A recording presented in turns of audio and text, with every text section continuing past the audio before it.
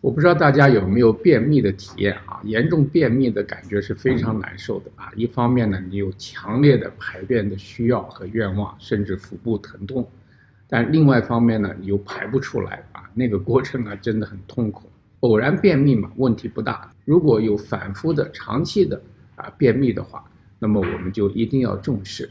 便秘的原因很多，今天我们探讨一个最常见的原因。健康是我们最大的财富，让我们一起管好它。我是杨医师。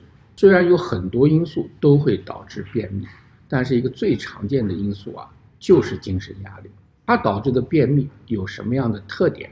我们应该怎么样来应对今天呢，我们就一个一个来探讨。我们先说一个案例这个案例呢是一个45岁的女性，她的工作呢是在医院当护士。她这个部门呢主要是应付那些在外科手术以后出现各种各样并发症的病人。所以这些病人的状况都比较严重，同时呢，出现的问题呢也常常比较紧急常年在这样一个环境下工作呢，他就发现呢，他慢慢开始出现这个便秘的情况。经常有便秘呢，就会去做各种各样的检查检查以后呢，发现什么问题都没有，找不到任何器质性的原因，就开始服用帮助便秘的一些药物，他也试用了一些饮食等等。虽然呢这些东西呢有的时候会有帮助，但是呢总觉得这个帮助不大。然后呢他就开始用喝咖啡来帮着排便，因为听说呢这个咖啡能够增加这胃肠道的蠕动结果发现呢这个咖啡不仅没有起到这个作用，还让他的便秘呢更加严重。为什么会这样呢？这就跟这个精神压力造成便秘的这个原因和机理有关系，我们在后面跟大家探讨。我们首先来了解一下精神压力本身的因素是什么。人在面临危险的时候身体有应激的反应，这种应激的反应呢，就让我们的交感神经兴奋副交感神经呢比较受到抑制，我们进入一个要不战争要不逃跑的这样一个状态。在这种情况下呢，这个胃肠道的蠕动都是减少的，为了应付紧急的状态。但是呢，如果我们这个精神压力是个慢性的话，那么它就会造成一种长期的胃肠蠕动的缓慢甚至减弱。医生说我的肠道麻痹了，就是说蠕动非常少。那么这时候呢，就会造成严重的便秘。这就是为什么喝咖啡反而没有起到这样的一个排便的作用呢？就是因为咖啡呢，它刺激我们大脑兴奋刺激我们肾上腺分泌更多的应激激素，在这种情况下呢，它进一步的抑制了肠道的蠕动，所以它不仅起不到排便的作用，它还排便变得更加困难一些。那么这种因为精神压力造成的排便障碍，它有什么特点呢？第一呢，就是它是经常性的，我们常常是处在一个慢性的精神压力的情况下，所以呢，它不是说偶然存在的，它是经常发生的几乎天天都面对这样一个状况。便秘它实际上有2个含义一个呢就是排便的次数减少比如说3天5天才排一次便。还有呢就是虽然你每天都排便，但是每天排便呢都很困难，这都属于便秘。那么这个便秘的第2个特点呢，就是它随着你的精神状态是有改变的。比如说你如果哪一天睡眠比较充分休息的比较好或者是没有什么事情呢要赶这个日子你这时候发现你那一天的大便呢就比较顺畅一些所以真的和你的情绪是有密切关系的。它还有一个特点呢，就是跟我们的思想和精神状态的关系非常的密切。我们说的这个慢性压力常常不是说你有很明确的意识你在压力之下，这个慢性压力几乎是在一个潜意识的状态下，就像温水煮青蛙一样，你长期的泡在里面呢，你已经不感觉到你有压力。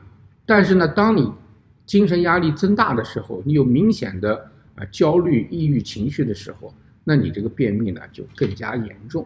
这就是精神压力导致便秘的一个特点。这种情况你虽然是我说饮食上调整我喝青菜汁我吃一些这个泻药，你发现呢效果都不太好这时候呢你就要想到这是一个精神压力造成的。我们这个胃护士他就完全符合这样一个特点。这个问题的后果是什么呢？不管什么原因造成的慢性便秘，它都会有一些后果。后果之一呢，就是肠道的毒素的积累。因为我们肠道排便嘛，排的是啥呢？就是废物和毒素。长期的便秘会让身体里面肠道的废物和毒素的积累对肠道造成损害所以呢，慢性便秘呢跟肠炎、肠癌都有很大的关系。第二个呢，就是排便困难的情况下你要用力。那么如果你有高血压、糖尿病，或者身上有潜在的这个动脉瘤，动脉瘤是什么呢？就是某一个地方的动脉壁血压的作用下，它已经成为一个小小的凸起它的壁已经很薄。这时候呢，你一使劲呢，这个动脉瘤就破了，就造成一个出血。这个动脉瘤呢，可以发生在大脑，也可以发生在腹腔、胸腔，造成一个突发的出血问题那么如果出血在大脑，那就影响大脑的功能；如果出现在胸腔、腹腔那个后果也挺严重的。便秘的事情大家一定要重视。那么面对这种长期精神压力造成的便秘，我们怎么应对呢？当然正常平衡的饮食很重要饮食里面要有足够的膳食纤维，控制动物蛋白的摄取，要有足够和健康的脂肪这些都是没有问题的。避免导致肠道炎性的像糖、奶制品和麸质这是起码的。当然了，加工食品这个罐装饮料这些呢都是要尽量避免的。因为是精神压力造成的便秘，所以它的根本原因呢还是要找到减压的方式。首先呢，你一定要意识到你所处在的这个慢性精神压力的状态下，不然的话呢，你就会觉得我没什么，我觉得我挺好的我没有压力。其实呢，你的压力已经到了你不意识的地步。第二个呢，就是要开始调节自己的生活的节律其实呢，当我们在运动的时候、睡眠的时候、打坐的时候，都会让我们的身体放松下来。人在放松下来的时候是什么意思呢？就是你的交感神经就不那么兴奋，你的副交感神经开始兴奋。副交感神经兴奋的时候，这个胃肠的蠕动也会增加，是吧？身上的血管呢也会扩张对身体呢开始进入一种修复的状态。所以这种放松是非常重要的。说起来容易，做起来比较难，为什么呢？因为精神压力它不是一方面的，是两方面的事情。一个呢是你正在应付的各种各样的环境、人事另一个呢是你的身体产生的一种情绪的和生理的反应。那么周围的人和事呢，常常是我们控制不住的。我们能控制住的就是我们怎么看待周围的人和事。不同的看法，那就会产生不同的情绪不同的生理反应所以呢，你如果所有的问题越能从正面的角度去看的话那你的情绪呢就会比较正面，也比较放松如果你看问题从负面的方面看得多呢，那你的情绪呢和这个生理反应呢就比较负面，所谓的压力就会增加。所以虽然面对同样的生活、同样的环境、同样的事件，不同的人他会感受到不同的压力。所以呢，缓解压力的一个关键还是调整我们对人和事的看法和态度这就跟我们人的价值观念和信仰系统就有很密切的关系。如果您在应付慢性便秘方面呢有什么体验和高见呢，请在留言区跟我们分享。有什么问题呢，也提出来跟我们以后探讨。端倪世界，守护健康，我们下次节目再见。